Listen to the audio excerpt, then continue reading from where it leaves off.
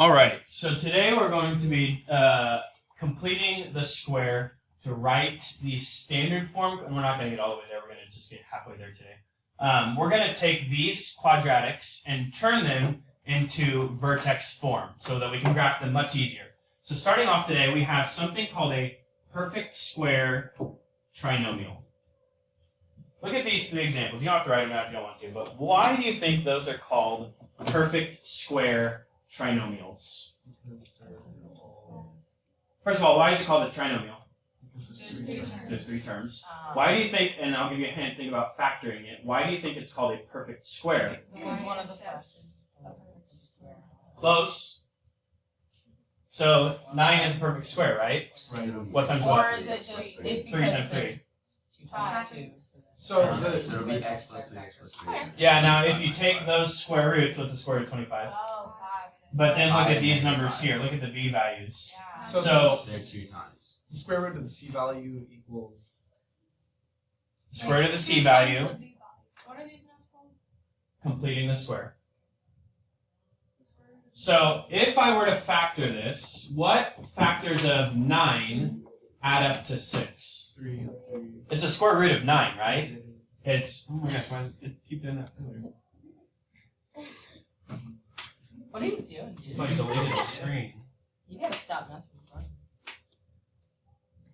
The people who are looking at this screen. X plus 3 times x plus 3, right? It's the same thing twice. In other words, x plus 3 times itself squared. It's a perfect square. What's another way of writing x plus 3 times x plus 3? X plus 3 squared. Squared. So in other words, the binomial squared will result in the trinomial. It's a perfect square, okay? So on the next one, what factors of 25 add up to negative 10? X minus 5.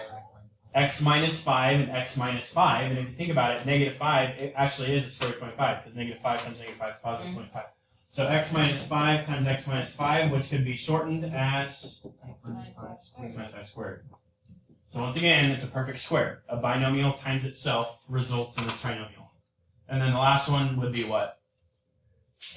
6 and 6. So x plus 6 squared. Okay. These are our goal. So we're going to try and get there here in just a second. On the next one, it kind of gives us, we're going backwards now. I don't know what the blank is. So first of all, think, what number plus itself is 14? 7. Because 7 plus 7 is 14. But the c value had to have been that number times itself. So what's 7 times 7? 49. 49. What did you say? You don't know your 7? Okay, so you might remember this little formula. I'd write it down. The way we get there is you take the b value, you divide it by 2. It just keeps like deleting the screen. Is it on a timer? Click the pause in the upper left. B divided by 2 squared. So in other words, you take 14 and you divide it by 2. What do you get? 7 squared is 49. Now if you were to factor this, what factors of 49 add up to 14? 7 and 7.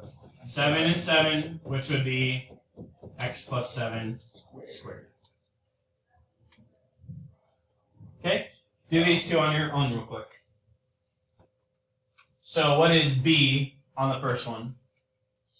Divided by 2? Times itself? 100. You guys all get 100 there? Yes. Good. The second one. What is negative 4 divided by 2? Negative 2. But what is a negative number squared times itself? Positive 4. Good. Will there ever be a negative number in that blank? No. Never, because it's always the result of something being multiplied by itself, which has to be positive. And then last one. What is b divided by 2? Let's keep it as a fraction. So b divided by 2 is 5 halves, right? Squared. Now this isn't as hard as you might think. 5 halves squared is 5 halves times 5 halves. And the way we multiply fractions is straight across the numerator and straight across the denominator. So 5 times 5 is 25 fourths. That would be your C value, 25 fourths.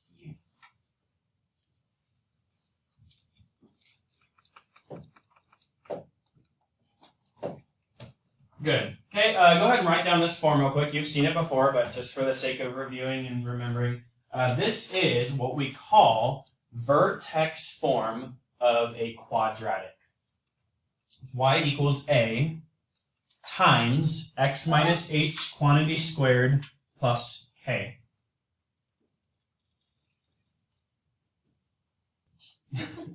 All right, so what does the k value do in this case? We've known this forever and a half. It does whatever it does. It's up Man, Skylar. and down. So if there's a plus 6 out back, where did the quadratic move?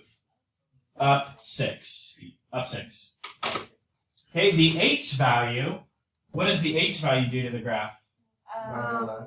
It's left or right, but It's a lie. it's opposite of the sign in front. So if there's a minus 4, typically we would think, okay, minus 4 would be left, but it's not. It would actually be to the right. And those two values themselves make up the vertex, h comma k. And then the a value, what two things can the a value do to the graph? Stretch or compress. Just like the slope of a line, what makes it taller? If the a value is, we just did quite a few of these on your Desmos activity. A is, Stretched. it's stretched if a is greater than 1. 2, 3, 4, 100. Ah, And it's compressed if a is between 0 and 1. So it might be a fraction, it might be a decimal. 0.5, 1/4, 0.75. 0.25. 0.25 Is is 1/4. A is between 0 and 1. 0.03, 125. And then lastly, what if there's a negative in the front of the front? Then it. Yeah, then it will reflect it. So that says if a is negative, the parabola opens down.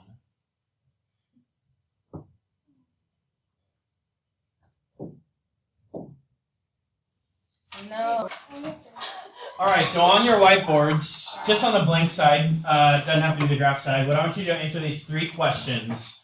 So given this quadratic equation in vertex form, give me the vertex, give me the equation of the AOS, which is a vertical line. It always starts with x equals. Remember, that's the middle of the parabola, the mirror. So what line would the parabola fold over? And then does it open up or down? So write it on your whiteboard, hold it up. You don't need to graph it, just write those 3 things, and then I will approve or disapprove. If you think about it, this graph... Start cleaning up wearing socks in your shoes. I am. They're just You're not really wearing long black socks. Get off this field right now. This would actually be right 2, opposite, and up 4. So if we graph that point, right 2, up 4, it's right here. And the vertex is the middle of the parabola. So what x value is that?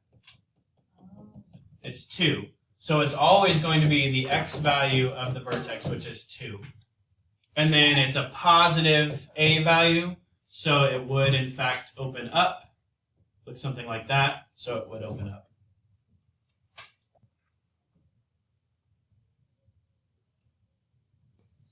Okay, so on this one here, plus 2 is which direction on the inside? Left. Left 2, right? And minus 1 is exactly what it looks like. Down 1. So left 2, down 1 would look like this. So there's your vertex. Negative 2, negative 1. The AOS is always the x value of the vertex. So x equals negative 2. That is the middle of the parabola. And then negative means it opens down. So it would be down. And what does 5 halves do to the graph? Think, is 5 halves greater than 1 or between 0 and 1? It's greater than 1. It is greater than 1. It doesn't matter that it's a fraction, it's greater than 1, so it would stretch it. So negative 5 halves would be stretched by a negative 2.5, or something like that. Okay. All right, the next one, I actually want you to you don't need to answer these questions. I actually want you to graph this quadratic. All right, so the vertex would be the opposite of this number, which is 2, and then this number exactly as you see it. So over 2 up 9. And then the AOS is x equals the x value of the vertex, which is 2. Go ahead and do the dotted line. Always show the AOS. That's the mirror, the center of the parabola. And then it does open down because it's negative. And it's stretched by 3. That means we go over 1, and then it's being stretched down by 3. So from the vertex, I'll go over 1, down 3, and then you can reflect it. You could find the y-intercept and some more information, but this is at least a good guesstimate of what the quadratic is going to look like. So I like to put those stretch points, and then I'll just draw my skinny stretched parabola through those points. So that right there is a good stretched by 3 upside down vertex 2, 9 graph. Okay, we've got a couple more here. Actually, I'm going to skip that one. Let's do this one right here. Go back to the white side, and I want you to answer these 3 questions. Okay, I think I got one to you. What is the k value? Plus what? Nothing. That's why it's not there. So h comma k is 2 comma 0. AOS is 2, and it's positive 1 up front, so it opens up. Okay, and the last one, same thing. Give me these 3 pieces of information. So another way of writing this would be y equals negative. And then what is h if there's no parentheses? 0. And a 4 out back. So this is another way of thinking about this problem. There is nothing there, so we don't need the parentheses. It just claps in and x is squared. So the vertex is 0, 4. The AOS, we're on the y-axis. X equals 0 is the y-axis. And it would open down because of the negative. Any questions?